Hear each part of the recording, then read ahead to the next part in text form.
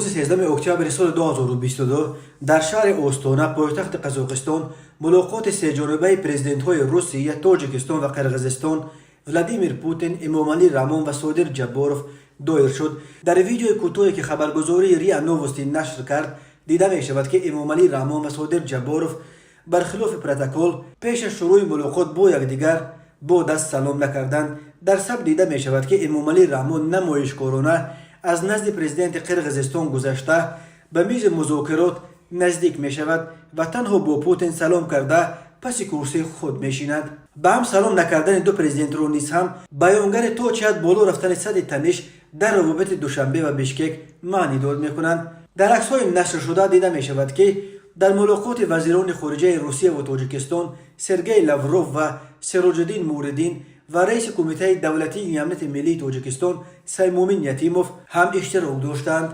ملاقات سه جانبه در اوستونا با تشبث پوتین در پی مناقشه خونین روزهای 14 و 17 سپتامبر سال 2022 در مرز تاجیکستان و قرقیزستان صورت گرفت.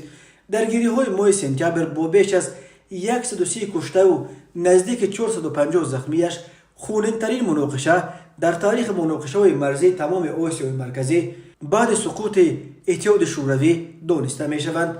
پوتین در آغاز ملاقات سه جانبه تاجیکستان و قرقیزستان را شریکان استراتژیکی نزدیک روسیه در منطقه نام برد و یادآور شد که تقریباً 2 میلیون زاده تاجیکستان و حدود 1 میلیون شهروند قرقیزستان برای مهاجرت کاری به روسیه می‌آیند.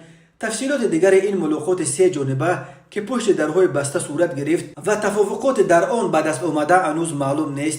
خدمات مطبوعات پرزیدنت تاجیکستان درباره ملاقات اوستونا تنها این چند جمله خشک پروتکلی را خبر داده است و بس. در ملاقات سران دولت‌ها عاید به مسائل امنیت منطقوی و ثبات در آسیای مرکزی تبادل افکار کردند. ضمن واخوری روند گفت و شنیدها عاید به دلیمیتاسیا و دیمارکاسیای سرحد دولتی تاجیکستان و قرقیزستان بررسی گردید. جانب‌ها به موافقه رسیدند که مسئله‌های به میان آمده تنها بارای سیاسی و دیپلماتی اینچنین توسط فعالگردانی کار گروه‌های حکومت و کارشناسان عاید به دلیمیتاسیا و دیمارکاسیا طبق توافقات قبلا حاصل شده حل کرده شوند. طور قبلا یاور پرزیدنت روسیه یوری اوشاکوف به ژورنالیستان خبر داد که پرزیدنت روسیه ولادیمیر پوتین روز پنجشنبه 13 اکتبر سال 2020 در شهر اوستونا با پرزیدنت‌های تاجیکستان و قرقیزستان یک ملاقات سه جانبه برپا می‌کند. توجه اساساً به وضع در مرز قرقیزستان با تاجیکستان روانه خواهد شد. ما هر سر چند وقت شدت گرفتن وضع در این مرز را با تشویش قبول می‌کنیم. اقتباس آورده بود از سخنان نماینده رئیس کرمل خبرگزاری روسی تاس.